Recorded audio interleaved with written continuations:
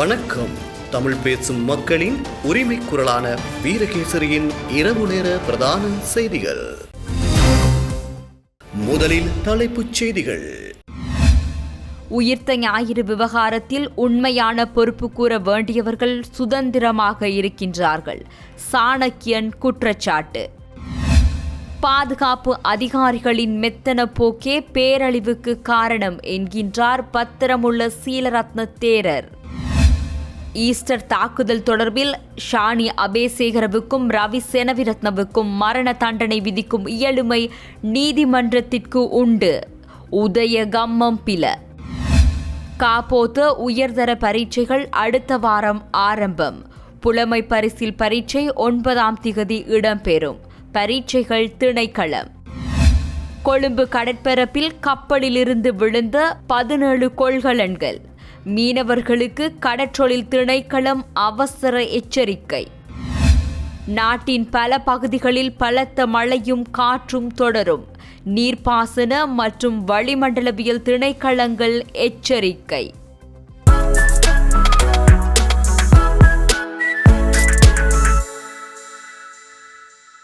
உள்நாட்டு செய்திகள். கடந்த காலங்களைப் போல் இல்லாமல் தற்போது பதவி நிலைகளை பாராமல் நீதிமன்றங்கள் சுயாதீனமாக செயற்பட்டு பல தீர்ப்புகளை வழங்கி வருவது வரவேற்புக்குரியது என இலங்கை தமிழரசு கட்சியின் பாராளுமன்ற உறுப்பினர் ராசமாணிக்கம் சாணக்கியன் தெரிவித்துள்ளார். மட்டக்களப்பு களுவாஞ்சிக்குடியிலுள்ள அவரது அலுவலகத்தில் இன்று நடைபெற்ற ஊடகவியலாளர் சந்திப்பிலேயே அவர் இதனை தெரிவித்துள்ளார். உங்களுக்கு தெரியும், நீதிமன்றத்திலே வழங்கப்படுற ஒரு தீர்ப்பு சம்பந்தமாக நாங்கள் விமர்சனங்கள் சொல்ல முடியாது. ஆனால் இந்த ஈஸ்டர் குண்டுவெடிப்பு சம்பந்தமாக இன்னும் பலர், அதாவது சரி, அந்த நேரத்திலே பாதுகாப்பு அமைச்சராக இருந்த மைத்ரிபால சிறிசேன இன்றும் ஒரு கோமாளியை போல அங்கிங்கே சுற்றி திரிகிறார். அறிக்கைகள் கொடுக்கறதும் பாட்டு படிக்கிறதும் நீங்கள் பார்த்துருப்பீங்க காணொலியிலே. அவர் தான் அந்த நேரத்தில் பாதுகாப்பு அமைச்சராக இருந்தவர். இராணுவத்துக்கு அனைவருக்கும் பொறுப்பாக இருந்தவர் அவர்தான். அந்த நேரத்திலே பிரதமராக இருந்தவர் இருக்கின்றார் ரணில் விக்ரமசிங்க அவர்கள். அதே போல தான் பரவலாக குற்றச்சாட்டுகள் முன்வைக்கப்பட்டும் கோட்டாபே ராஜபக்ஷ அவர்கள் இந்த தாக்குதலால் அவருக்கு பெனிஃபிட் கிடைச்சது, அதாவது இந்த தாக்குதலினூடாக அவர் லாபம் அடைந்தார் என்று சொல்லப்படுகின்றது. இது சம்பந்தமாக தற்பொழுது சிறையிலே புள்ளியானவர்கள் இருக்கின்றார்கள். நான் நினைக்கின்றேன் இவர்களுக்கு எதிரான வழக்குகளுடைய தீர்ப்புகளும் வந்த பிறகுதான் இந்த ஈஸ்டர் குண்டுவெடிப்பு சம்பந்தமான முழுமையான ஒரு பார்வையை நாங்கள் பார்க்க முடியும். ஆனால் கடந்த காலத்திலே இல்லாதவாறு தற்பொழுது பதவி நிலைகளை பாராமல் நீதிமன்றங்களூடாக பல தீர்ப்புகள் வருகின்றதை எங்களுக்கு பார்க்கறதுக்கு தெரிகின்றது. நீதிமன்றங்கள் சுவாதீனமாக தீர்ப்புகளை வழங்குகின்றது என்று நாங்கள் ஏற்றுக்கொள்கிறோம். உயிர்த்த ஞாயிறு பயங்கரவாத தாக்குதல்கள் குறித்து 2017ஆம் ஆண்டிலேயே நான் எழுத்துப்பூர்வமாக எச்சரித்தும் அன்றைய நாட்டின் தலைவர்களும் பாதுகாப்பு அதிகாரிகளும் அதனை அலட்சியப்படுத்தியதன் விளைவாகவே பெரும் பேரழிவு ஏற்பட்டது என ஜனசக்த பெரமுன கட்சியின் தலைவர் பத்திரமுள்ள சீலரத்ன தேரர் தெரிவித்துள்ளார். கொழும்பில் நடைபெற்ற ஊடகவியலாளர் சந்திப்பில் வைத்தே அவர் இந்த விடயத்தை குறிப்பிட்டுள்ளார். වසර ගානක් තිස්සේ පාස්කු පිහාරේ වින්දිතයන්ට වින්දිතයන්ගේ ඒ හඬට ඒ මියගිය සෑම සිළුදනා වෙනුවෙන් යුක්තිය ඉල්ලලා නොයෙකුත් ආකාරයට පාරවල් වීදි බැහැලා අරගල කරලා කන්‍යා සොහිරියෝ ඒ වගේම பல வருடங்களாக உயிர்த்த ஞாயிறு தாக்குதல்களில் பாதிக்கப்பட்ட மக்களுக்காகவும் உயிரிழந்த ஒவ்வொரு நபருக்காகவும் நீதி கோரி கத்தோலிக்க குருமார்களும் பொதுமக்களும் வீதியில் இறங்கி போராடி தமது இலக்கை அடைந்தார்கள். பாதிக்கப்பட்ட மக்களுக்கு இன்று நீதி கிடைத்துள்ளது, மகிழ்ச்சி அளிக்கின்றது. தற்போதைய அரசாங்கத்துக்கும் சட்டத்தை நடைமுறைப்படுத்த ஒத்துழைப்பு வழங்கிய அனைவருக்கும் எமது நன்றிகள். கடந்த 2017 ஆண்டிலேயே இவ்வாறானதொரு தாக்குதல் நடத்தப்பட உள்ளது என்பது குறித்து எனக்கு தகவல் கிடைத்தது. நான் இங்கிலாந்திலிருந்து வந்து இது தொடர்பாக அன்றைய ஜனாதிபதி மைத்ரிபால சிறிசேன, பொலிஸ்மா அதிபர் பூஜித் ஜெயசுந்தர மற்றும் பாதுகாப்பு செயலாளர் ஹேமசிறி பெர்னாண்டோ ஆகியோருக்கு எழுத்துப்பூர்வமாக அறிவித்தேன். அதற்கு எவ்வித நடவடிக்கையும் எடுக்கப்படாத நிலையில் ஊடகவியலாளர் ஒருவருடன் பிரித்தானிய உயர்ஸ்தானிகர் ஆலயத்துக்கு சென்று இந்த எச்சரிக்கை கடிதத்தை கையளித்தேன். සමග ගිහිල්ලා මේ ලිපිය බාර දුන්නා. බ්‍රිතාන්‍යවත් මේක නායකත්වය අරගෙන අපේ අයගේ ඉන්න අය ඔලු ගෙඩි ටික සුද්ධ කරලා මේ වගේ ප්‍රහාරයක් එනවා මේවා නතර කර දෙන්න ලෙස. නමුත් එවකට අපි ලිපි බාර දුන්නාට මේ ප්‍රහාරය සම්බන්ධව ඔය අගමැතිවි ජනාධිපති හිටපු ඊළඟට පොලිස්පති ආරක්ෂක අමාත්‍ය හේමසිරි පෙරැන්ඩු මේගොල්ලන්ට කීවාට පස්සේ බීරියයින්ට වීණා වයන්න වගේ ඇවුම් කන්දුනේ නැහැ. எமது நாட்டின் தலைவர்கள் விழிப்படைந்து இவ்வாறானதொரு பேரழிவை தடுக்க வேண்டும் என்பதே எனது நோக்கமாக இருந்தது. எனினும் அன்றைய ஜனாதிபதி, பிரதமர், பாதுகாப்பு செயலாளர் மற்றும் பொலிஸ்மா அதிபர் ஆகியோர் செவிடன் காதில் ஊதிய சங்கு போல எமது எச்சரிக்கையை பொருட்படுத்தவில்லை. அன்று எமது எச்சரிக்கைக்கு செவி சாய்த்திருந்தால் இந்த பேரழிவு ஏற்பட்டிருக்காது. முன்னாள் பொலிஸ்மா அதிபர் பூஜித் ஜெயசுந்தர இது தான் செய்த பூர்வ ஜென்ம கர்மா என்று உணர்ச்சி வசப்பட்டு கூறுகிறார். இது கர்மா அல்ல, உங்களது கடமையை நீங்கள் சரிவர செய்யாததன் விளைவாகும். மேல் அதிகாரிகளுக்கு ஆம் ஐயா, சரி ஐயா என்று தலையாட்டுவதை விட்டுவிட்டு உரிய முறையில் கடமையை செய்திருந்தால் இந்த பேரழிவு நடந்திருக்காது. මාලිගාවට ගැහුවා සිංහලයෝ කොච්චර මැරුණාද? ඊළඟට ලංකාවේ අපේ අහිංසක සිංහල ජනතාව කොපමණ ත්‍රස්තවාදී විසින් ඝාතනය කරාද? අපේ සිංහලයන්ගේ කොන්ද පණක් නැතිකම, මහා සංඝරත්නයේ කොන්ද පණක් නැති නිසා ඒවා ඔක්කොම යට ගැහුණා. කිසිම වෙලාවට ඒවාට උද්ඝෝෂණ අරගල කෙරුවේ නැහැ. ඒවා යන්නන් මාලේ තිබ්බා. අන්තිමට කොහේ වන්නේ නැති අරගල කාර්යයක් ගෙනලා රට බාර දුන්නා. රට බාර දුන්නාට පස්සේ මොකද වුනේ? රටම දැන් සැපයි නේද? හොඳයි නේද? குண்டு தாக்குதல்கள் தொடர்பில் போதுமான மற்றும் உறுதிப்படுத்தப்பட்ட தகவல்கள் கிடைத்தும் தாக்குதல்களை தடுப்பதற்கு குற்றப்புலனாய்வு திணைக்களத்தின் தலைவர்களாக பதவி வகித்த ஷானி அபேசேகர, ரவி செனவிரத்ன ஆகியோர் உரிய நடவடிக்கைகளை எடுக்கவில்லை. ஆகவே இவ்விருவருக்கும் மரண தண்டனை விதிக்கும் இயலுமை நீதிமன்றத்துக்கு உண்டு. சுயாதீன விசாரணைகளை முன்னெடுக்க இந்த இருவரும் பதவி விலக வேண்டும் என முன்னாள் அமைச்சர் உதய கம்மம்பில தெரிவித்துள்ளார். கொழும்பில் இடம்பெற்ற ஊடகவியலாளர் சந்திப்பில் வைத்தே அவர் இந்த விடயத்தை குறிப்பிட்டுள்ளார். අපි හැමෝම දන්න පරිදි පාස්කු ප්‍රහාරය වළක්වා ගැනීමට ප්‍රමාණවත් බුද්ධිතොරතුරු ලැබී තිබියදී අසමත් වීම කියන කාරණය මත හේමසිරි ප්‍රනාන්දු, පූජිත ජයසුන්දර යන මහත්වරුන්ට මරණ දඬුවම ලබා දීමට කටයුතු කරලා තිබෙනවා. ඊට අමතරව ඒ මහත්වරුන්ට சிறதண்டுவம் சா தடது நியம கல்ல திபெனோ. உயிர்த்த ஞாயிறு குண்டு தாக்குதல்கள் சம்பவம் தொடர்பில் போதுமான வகையில் புலனாய்வு தகவல்கள் கிடைத்திருந்தும் அந்த தாக்குதல்களையும் உயிரிழப்புகளையும் தடுப்பதற்கு உரிய நடவடிக்கைகளை முன்னெடுக்கவில்லை என்று தீர்ப்பளித்து மூவரடங்கிய சிறப்பு மேல் நீதிமன்றம் முன்னாள் பொலிஸ்மா அதிபர் பூஜித் ஜெயசுந்தர, முன்னாள் பாதுகாப்பு செயலாளர் ஹேமசிறி பெர்னாண்டோ ஆகியோருக்கு மரண தண்டனை விதித்துள்ளது. அத்துடன் இருவருக்கும் தண்டப்பணமும் விதித்துள்ளது. மூவரடங்கிய சிறப்பு மேல் நீதிமன்றத்தின் தீர்ப்புக்கு எதிராக இவ்விருவரும் உயர் நீதிமன்றத்தில் நேரடியான மேன்முறையீடு செய்யலாம். அதற்கான சட்ட இயலுமை காணப்படுகின்றது. சாராம் ஹசீம் ත්‍රස්ත ප්‍රහාරයක් එල්ල කරනවා කියන තොරතුරු බුද්ධි සේවා විසින් ආරක්ෂක ලේකම්වරයාටත් පොලිස්පතිවරයාටත් දැනුම් දුන්නත් ඔවුන්ට කලබල වීමට හේතුවක් නැහැ. මොකද මේ දෙන්නා සාරාන් හසීම් කියන්නේ කවුද කියලා හරි අවබෝධයක් තිබුණු දෙන්නෙක් නෙවෙයි. හැබැයි සාරාන් හසීම් ප්‍රහාරයකට සූදානම් වෙනවා කියනකොට වාම කලබල විය යුතු දෙන්නෙකුත් පොලිසියේ හිටියා. ඒ තමයි එවකට රහස් පොලිසියේ භාර ජ්‍යෙෂ්ඨ නියෝජ්‍ය පොලිස්පති රවී සෙනවිරත්න මහත්තයාත් රහස් පොලිසියේ අධ්‍යක්ෂක ශානි අබේසේකර මහත්තයාත් பயங்கரவாதி சஹ்ரான் குண்டு தாக்குதல்களை நடத்த திட்டமிட்டுள்ளான் என்று புலனாய்வு தகவல் கிடைத்தவுடன் அப்போதைய போலீஸ் மா அதிபரும் பாதுகாப்பு செயலாளரும் ஆச்சரியமடைய வேண்டிய அவசியமில்லை. குற்ற புலனாய்வு திணைக்களத்தின் பிரதி போலீஸ் மா அதிபராக கடமையாற்றிய ரவி செனவிரத்ன மற்றும் குற்ற புலனாய்வு திணைக்களத்தின் பணிப்பாளராக கடமையாற்றிய ஷானி அபேசேகர ஆகிய இருவருமே ஆச்சரியமடைய வேண்டும். குற்ற புலனாய்வு திணைக்களம் குண்டு தாக்குதல்கள் சம்பவத்துக்கு முன்னர் வவுனத்தீவு போலீசார் படுகொலை, மாவனல்ல புத்தர் சிலை உடைப்பு, மட்டக்களப்பு பாலமுனை பகுதியில் குண்டு தாக்குதல், ஒத்திகை மற்றும் வனாத்தவில்லு பகுதியில் வெடிப்பொருட்கள் மீட்பு போன்ற சம்பவங்கள் குறித்து விசாரணைகளை மேற்கொண்ட வண்ணம் இருந்தது. வனாத்தவில்லு வெடிப்பொருட்கள் மீட்பு மற்றும் மாவனல்ல புத்தர் சிலை உடைப்பு விவகாரத்தில் கைது செய்யப்பட்ட சந்தேக நபர்கள் சஹ்ரான் பாரதூரமான பயங்கரவாத தாக்குதலை நடத்துவதற்கு தயாராக உள்ளான் என்று குற்றப்புலனாய்வு திணைக்களத்தின் அதிகாரிகளுக்கு வாக்குமூலம் அளித்துள்ளார்கள். මොකද ඒ වෙන විට සහරාන් හසීම් පිළිබඳ විමර්ශන ගණනාවක් කරමින් හිටියේ රහස් පොලිසියයි. වවුනතිව් පොලිස් නිලධාරීන් දෙදෙනා ඝාතනය කිරීම,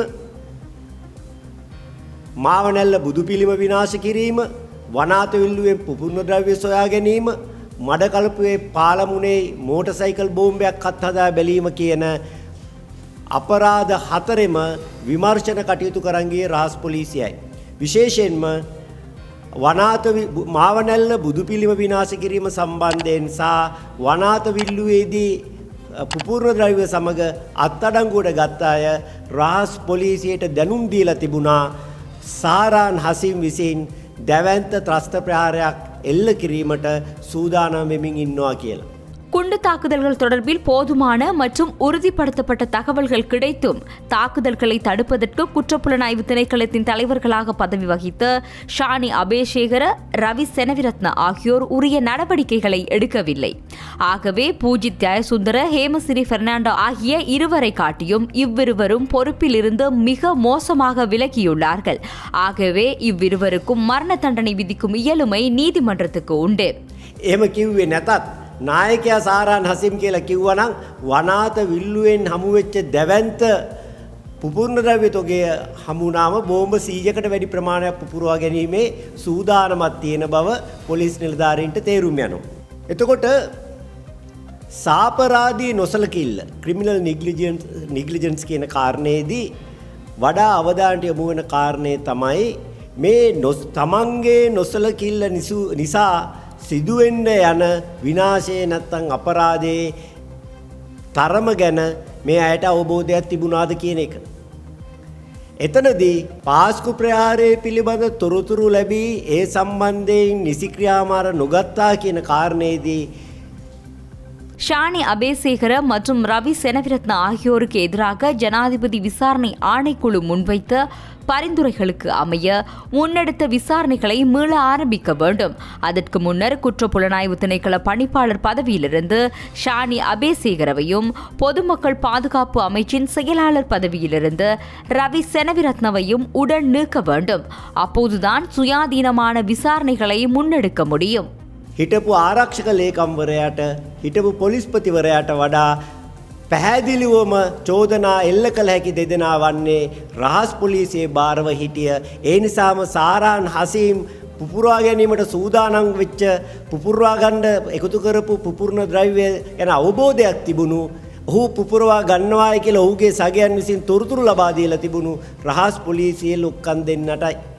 එහෙනම් අධිකරණයට නීතිමය හැකියාවක් තිබෙනවා නම් හේමසිරි පූජිත දෙදෙනාට මරණ දඬුවම නියම කරන්න, රවි සෙනවිරත්න සහ ශානි අබේසේකර දෙදෙනාටත් මරණ දඬුවම ලබා දිය හැකි වරදක් අර දෙදෙනාටත් වඩා පැහැදිලිවම මේ දෙදෙනා විසින් සිදු කර තිබෙනවා. கல்வி பொதுத்தராதர உயர்தர பரீட்சைகள் எதிர்வரும் 10ஆம் தேதி ஆரம்பமாக உள்ளதோடு 5ஆம் தர மாணவர்களுக்கான புலமை பரிசில் பரீட்சை எதிர்வரும் 9ஆம் தேதி ஞாயிற்றுக்கிழமை இடம்பெறும் என இலங்கை பரீட்சைகள் திணைக்களம் தெரிவித்துள்ளது. 10ஆம் தேதி ஆரம்பமாக உள்ள பரீட்சைகள் செப்டம்பர் மாதம் 5ஆம் தேதி வரை நாடளாவிய ரீதியில் உள்ள 2532 பரீட்சை மத்திய நிலையங்களில் நடைபெற உள்ளன. பரீட்சைகளுக்கான அனுமதி அட்டைகளை விநியோகிக்கும் பணிகள் கடந்த வாரம் முதல் ஆரம்பிக்கப்பட்டுள்ளதாக பரீட்சைகள் திணைக்களம் அறிவித்துள்ளது. பாடசாலை விண்ணப்பதாரர்களுக்கான அனுமதி அட்டைகள் ஏற்கனவே உரிய வலய கல்வி அலுவலகங்களுக்கு அனுப்பி வைக்கப்பட்டுள்ளன. இதற்கமைய பாடசாலை அதிபர்கள் தத்தமது வலய கல்வி அலுவலகங்களில் பரீட்சைக்கு பொறுப்பான பிரதி அல்லது உதவி கல்வி பணிப்பாளர்களிடமிருந்து இவற்றை சென்று பெற்றுக்கொள்ளுமாறு கேட்டுக் கொள்ளப்பட்டுள்ளனர். அதேவேளை தனிப்பட்ட விண்ணப்பதாரர்களுக்கான அனுமதி அட்டைகள் அவர்களின் பதிவு செய்யப்பட்ட வீட்டு முகவரிகளுக்கு தபால் மூலம் அனுப்பி வைக்கப்பட்டுள்ளது. அனுமதி அட்டைகளில் ஏதேனும் தவறுகள் அல்லது திருத்தங்கள் காணப்படின் அவற்றை இணைய வழியில் திருத்துவதற்கான வசதிகளும் பரீட்சை திணைக்களத்தினால் ஏற்படுத்தப்பட்டுள்ளது. இதேவேளை 5ஆம் தர மாணவர்களுக்கான பரீட்சைகள் இந்த மாதம் 9ஆம் தேதி இடம்பெற உள்ளதாகவும் அறிவிக்கப்பட்டுள்ளது. உயர்தர மாணவர்கள் மற்றும் 5ஆம் தர மாணவர்களுக்கான கருத்தரங்குகள் மற்றும் தனியார் வகுப்புகளை நடத்துவதற்கான இறுதி தினம் அடுத்த வாரம் அறிவிக்கப்படும் என பரீட்சைகள் திணைக்களம் தெரிவித்துள்ளது.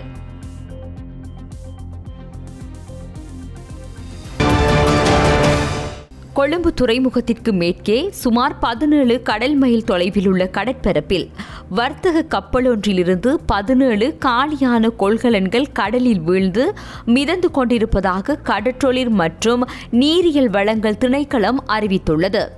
இந்த விபத்து வட அட்சரரேகை 0654 மற்றும் கிழக்கு தீர்க்க ரேகை 079332 அருகிலுள்ள கடற்பரப்பில் இடம்பெற்றுள்ளது. தற்போதுள்ள கடல் நீரோட்டத்தின் தன்மைக்கு ஏற்ப இந்த காலியான கொள்கலன்கள் வேறுவளையிலிருந்து நீர்கொழும்பு ஊடாக புத்தளம் வரையிலான கடலோர பகுதிகளை நோக்கி கரைக்கு மிதந்து வருவதற்கான அதிக சாத்தியக்கூறுகள் உள்ளதாக அந்த அறிவிப்பில் குறிப்பிடப்பட்டுள்ளது. எனவே குறிப்பிட்ட கடற்பரப்புகளில் மீன்பிடி நடவடிக்கையில் ஈடுபட்டுள்ள மற்றும் பயணிக்கும் அனைத்து நெடுநாள் மற்றும் சிறிய மீன்பிடி படகுகளும் இது குறித்து மிகுந்த அவதானத்துடனும் எச்சரிக்கையுடனும் செயற்படுமாறு அறிவுறுத்தப்பட்டுள்ளனர். ஒருவேளை மிதந்து வரும் இந்த கொள்கலன்கள் தென்பட்டால் உடனடியாக அது குறித்து கடற்றொழில் மற்றும் நீரியல் வளங்கள் திணைக்களத்தின் வானொலி செய்தி மையத்திற்கோ அல்லது அருகிலுள்ள மீன்பிடி துறைமுக அதிகாரிகளுக்கோ அறிவிக்குமாறு கோரப்பட்டுள்ளது. நாட்டின் பல பகுதிகளில் இன்றும் 100 மில்லிமீட்டர் வரையான மழை வீழ்ச்சி பதிவாகக்கூடும் என வளிமண்டலவியல் திணைக்களம் எதிர்வு கூறியுள்ளது. மேல் சப்ரகமுவ மற்றும் வடமேல் மாகாணங்களிலும் அத்துடன் கண்டி, நுவரெலியா, காலி மற்றும் மாத்தறை மாவட்டங்களிலும் அவ்வப்போது மழை பெய்யக்கூடும் என்பதுடன் சில இடங்களில் 100 மில்லிமீட்டருக்கும் அதிகமான பலத்த மழை பெய்யக்கூடும் என அந்த திணைக்களம் வெளியிட்டுள்ள வானிலை முன்னறிவிப்பில் குறிப்பிடப்பட்டுள்ளது. அதேபோல் மாத்தளை, அனுராதபுரம் மற்றும் ஹம்பாந்தோட்டை மாவட்டங்களில் சிறிய அளவில் மழை பெய்யக்கூடும் எனவும் குறிப்பிடப்பட்டுள்ளது. அத்துடன் இயங்குநிலை தென்மேற்கு பருவப்பெயர்ச்சி நிலைமை காரணமாக நாட்டின் தென்மேற்கு பிரதேசங்களில் தற்போது நிலவும் மழை மற்றும் காற்றின் நிலைமை இன்றும் தொடரும் என வளிமண்டலவியல் திணைக்களம் எதிர்வு கூறியுள்ளது. மேல் சப்ரகமுவ, தென், வடக்கு, வடமத்திய, மத்திய மற்றும் வடமேல் மாகாணங்களிலும் மொனராகலை மற்றும் திருகோணமலை மாவட்டங்களிலும் அவ்வப்போது மணித்தியாலத்திற்கு 40 முதல் 50 கிலோமீட்டர் வேகத்தில் பலத்த காற்று வீசக்கூடும் எனவும் வளிமண்டலவியல் திணைக்களம் குறிப்பிட்டுள்ளது. இந்த நிலையில் கழனி கங்கை ஆற்றுப்படுகையின் மேல் மற்றும் மத்திய நீரேந்து பகுதிகளில் தற்போது பெய்து வரும் பலத்த மழை காரணமாக அடுத்த 48 மணி நேரத்திற்குள் பல பகுதிகளில் சிறிய அளவிலான வெள்ளப்பெருக்கு ஏற்படக்கூடும் என நீர்ப்பாசன திணைக்களம் அறிவித்துள்ளது. இதன்படி நீர்ப்பாசன திணைக்களத்தின் நீர்வியல் மற்றும் அனர்த்த முகாமைத்துவ பிரிவினால் இன்று காலை 7:30 மணிக்கு வெள்ள அபாய எச்சரிக்கை அறிவித்தல் விடுக்கப்பட்டுள்ளது. இந்த அறிவித்தல் நாளை மறுதினம் காலை 7 மணி வரை செல்லுபடியாகும் என அதில் தெரிவிக்கப்பட்டுள்ளது. அதற்கமைய தெஹியோவிட்ட, ருவான்வெல்ல மற்றும் சீதாவாக்க ஆகிய பிரதேச செயலக பிரிவுகளுக்குட்பட்ட கலனிகங்கையின் தாழ்நில பகுதிகளில் இவ்வாறு சிறிய வெள்ள நிலைமை ஏற்படக்கூடும் என அந்த அறிவிப்பில் குறிப்பிடப்பட்டுள்ளது. தற்போதைய வானிலை முன்னறிவிப்புகளின்படி எதிர்காலத்திலும் அதிகளவு மழை பெய்யக்கூடும் என்பதால் ஆற்றின் நீர்மட்டம் உடனடியாக உயர வாய்ப்புள்ளது. எனவே அந்த பகுதியில் வசிக்கும் பொதுமக்கள், ஆற்றை பயன்படுத்துவோர் மற்றும் அந்த பகுதிகள் ஊடாக பயணிக்கும் வாகன சாரதிகள் இந்த நிலைமை குறித்து மிகுந்த அவதானத்துடனும் விழிப்புடனும் செயற்படுமாறு நீர்ப்பாசன திணைக்களம் அறிவுறுத்தியுள்ளது. அத்துடன் சிலாபம் தொடக்கம் கொழும்பு, காலி ஊடாக மாத்தறை வரையான கடற்பிராந்தியங்களில் அடிக்கடி மழை பெய்யக்கூடும். கடற்பிராந்தியங்களில் மணித்தியாலத்துக்கு 30 முதல் 40 கிலோமீட்டர் வேகத்தில் தென்மேற்கு திசையிலிருந்து காற்று வீசக்கூடும். காங்கேசன்துறை தொடக்கம் மன்னார், கொழும்பு, காலி, ஹம்மாந்தோட்டை ஊடாக பொத்துவில் வரையான கடல் பிராந்தியங்களில் மணித்தியாலத்துக்கு 60 முதல் 70 கிலோமீட்டரிலும் கூடிய வேகத்தில் அடிக்கடி காற்று அதிகரித்து வீசக்கூடும் என தெரிவிக்கப்பட்டுள்ளது. இவ்வாறான சந்தர்ப்பங்களில் இந்த கடல் பிராந்தியங்கள் மிகவும் கொந்தளிப்பாக காணப்படும். ஆகையினால் இந்த கடல் பிராந்தியங்களுக்கு மறு அறிவித்தல் வரையில் மீனவர்களும் கடல்சார் ஊழியர்களும் செல்ல வேண்டாம் என அறிவுறுத்தப்படுகின்றனர். திருகோணமலை தொடக்கம் முல்லைத்தீவு ஊடாக காங்கேசன்துறை வரையான கடற்பிராந்தியங்களில் மணித்தியாலத்திற்கு 50 முதல் 60 கிலோமீட்டரிலும் கூடிய வேகத்தில் இடைக்கிடையே காற்று அதிகரித்து வீசக்கூடும். இவ்வாறான சந்தர்ப்பங்களில் இந்த கடல் பிராந்தியங்கள் சற்று கொந்தளிப்பாக காணப்படும். இந்த கடல் பிராந்தியங்களுக்கு செல்லும் மீனவர்களும் கடல்சார் ஊழியர்களும் அவதானத்துடன் செயற்படுமாறு கேட்டுக் கொள்ளப்படுகின்றனர். மன்னார் தொடக்கம் கொழும்பு, காலி, ஹம்மாந்தோட்டை ஊடாக பொத்துவில் வரையான கடற்பிராந்தியங்களில் கடல் அலையானது 2.5 முதல் 3 அடி உயரத்திற்கு மேலெழக்கூடும் என வளிமண்டலவியல் திணைக்களம் தெரிவித்துள்ளது. நீர்கொழும்புக்கு அருகிலுள்ள கடற்பகுதியில் பல மீன்பிடி படகுகள் விபத்துக்குள்ளானதை அடுத்து அதிலிருந்த மீனவர்களை மீட்பதற்காக இலங்கை கடற்படையும் விமானப்படையும் இணைந்து கூட்டு நடவடிக்கையொன்றை ஆரம்பித்துள்ளதாக கடற்படை ஊடக பேச்சாளர் எமது செய்தி சேவைக்கு உறுதிப்படுத்தியுள்ளார். மேலும் விபத்தில் சிக்கிய மீனவர்களை தேடும் பணிகளுக்காக விமானப்படைக்கு சொந்தமான பெல் 412 ரக ஹெலிகாப்டர் ஒன்றும் ஈடுபடுத்தப்பட்டுள்ளது. நேற்று பிற்பகல் மீன்பிடி நடவடிக்கைகளுக்காக சென்ற டிங்கி படகொன்று இவ்வாறு விபத்துக்குள்ளாகியுள்ளமை மற்றொரு மீன்பிடி படகு வழங்கிய தகவலின் மூலமே முதலில் தெரிய வந்துள்ளது. இருப்பினும் சம்பவத்தின் பின்னர் மேற்கொள்ளப்பட்ட தேடுதல் நடவடிக்கையின் போது மீன்பிடிக்க சென்று மேலும் 3 மீன்பிடி படகுகள் காணாமல் போயுள்ளமை கண்டறியப்பட்டுள்ளது. தற்போது வரை விபத்துக்குள்ளான ஒரு படகில் இருந்த மீனவர் ஒருவரின் சடலம் நீர்கொழும்பு கடற்கரையில் ஒதுங்கியுள்ள நிலையில் அதே படகில் பயணித்த மேலும் 2 மீனவர்கள் காணாமல் போயுள்ளதாக தெரிவிக்கப்படுகின்றது. இதற்கமைய காணாமல் போன மீனவர்களையும் படகுகளையும் தேடுவதற்காக கடற்படைக்கு சொந்தமான டோரோ படகொன்று விசேட மூழ்கிச் செல்லும் அணியினருடன் கடற்பகுதிக்கு அனுப்பப்பட்டுள்ளதுடன் வான் மற்றும் கடற்படை பிரிவினர் இணைந்து தேடுதல் நடவடிக்கைகளை தொடர்ந்து முன்னெடுத்து வருகின்றனர். தற்போது கடல் கொந்தளிப்பாக காணப்படுவதனால் இந்த விபத்து சம்பவித்திருக்கலாம் என கடற்றொழில் ஊடக பேச்சாளர் தெரிவித்தார். வெளிநாட்டு செய்திகள்.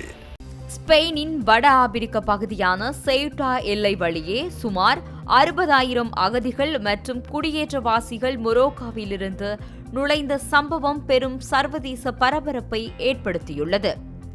மனித கடத்தல்காரர்கள் இணையவழி வதந்திகளை பரப்பி ஆயிரக்கணக்கான இளைஞர்களை தவறாக வழிநடத்தி எல்லைக்கு வரவழைத்துள்ளனர் என ஸ்பெயின் பிரதமர் குற்றம் சாட்டியுள்ளார். சமீபத்தில் ஸ்பெயின் உச்ச நீதிமன்றம் கடல் வழியே வரும் அகதிகளை உடனடியாக திருப்பி அனுப்ப முடியாது என அளித்த தீர்ப்பை எல்லைகள் திறக்கப்பட்டு விட்டன என்பது போல கடத்தல் கும்பல் தவறாக பரப்பியுள்ளது. இந்த நிலையில் கடலில் நீந்தி வர முயன்ற போது எல்லையில் ஏற்பட்ட நெரிசலில் சிக்கி இதுவரை 34 முதல் 57 பேர் வரை உயிரிழந்துள்ளனர். எல்லையை பாதுகாக்க கூடுதல் காவல்துறையினரும் இராணுவ படைகளும் குவிக்கப்பட்டுள்ளனர். உணவு தங்குமிட வசதி இல்லாததால் பல ஆயிரம் அகதிகள் மீண்டும் மொரோக்கோவிற்கே திரும்ப தொடங்கியுள்ளனர். இதுவரை 25,000த்திற்கும் மேற்பட்டோர் மொரோக்கோவுக்கு திரும்பியுள்ளதாக சர்வதேச ஊடகங்கள் தெரிவித்துள்ளன. ஐரோப்பிய ஆணையத்தின் தலைவர் செயுட்டா எல்லையில் நடந்த காட்சிகளை ஏற்றுக்கொள்ள முடியாத ஒன்று என கண்டித்துள்ளார். ஐரோப்பிய ஒன்றியத்தின் சட்ட திட்டங்களுக்கு கட்டுப்படாமல் யாரும் எல்லையை கடந்து வர முடியாது என கூறிய அவர், ஸ்பெயின் எல்லையை பாதுகாக்க ஐரோப்பிய ஒன்றியத்தின் பிரான்டெக்ஸ் எல்லை பாதுகாப்பு படையின் உதவியை வழங்க தயார் என அறிவித்துள்ளார். இத்தாலி பிரதமர் தலைமையிலான அரசு ஸ்பெயினுடனான ஷெங்கான் எல்லையற்ற பயண ஒப்பந்தத்தை தற்காலிகமாக இடைநிறுத்தியுள்ளது. இதனால் ஸ்பெயினிலிருந்து இத்தாலிக்கு வரும் கடல் மற்றும் வான்வழி பயணிகளுக்கு கடவுச்சீட்டு சோதனை கட்டாயமாக்கப்பட்டுள்ளது. பிரான்ஸ் அரசு ஸ்பெயின் எல்லையில் கூடுதல் காவல் மற்றும் ராணுவ படைகளை குவித்து எல்லை பரிசோதனைகளை தீவிரப்படுத்தியுள்ளது. ஐரோப்பிய ஒன்றியத்தின் வெளிப்புற எல்லையை பாதுகாப்பதில் ஸ்பெயின் முற்றிலும் தோற்றுவிட்டது என பின்லாந்து உள்துறை அமைச்சர் பகிரங்கமாக குற்றம் சாட்டியுள்ளார். அமெரிக்காவில் டொனால்ட் ட்ரம்ப் உள்ளிட்ட அரசியல் தலைவர்கள் கட்டுப்பாடற்ற குடியேற்றங்களால் எல்லை பாதுகாப்புக்கு ஏற்படும் ஆபத்துகளுக்கு செயுட்டா சம்பவமே சான்று என சுட்டிக்காட்டி தங்களின் கடுமையான எல்லை கொள்கைகளை நியாயப்படுத்தியுள்ளனர். இந்த ஊடுருவலை தடுக்க மொரோக்கோ படைகள் போதிய நடவடிக்கை எடுக்கவில்லை என்ற குற்றச்சாட்டு எழுந்துள்ளது. ஸ்பெயின் மற்றும் அல்ஜீரியா இடையிலான எரிவாயு ஒப்பந்தம் போன்ற அரசியல் காரணங்களால் மொரோக்கோ அரசு எல்லையை தளர்த்தியிருக்கலாம் என சர்வதேச அரசியல் ஆய்வாளர்கள் கருதுகின்றனர். இன்றைய நாணய மாற்று விகிதம்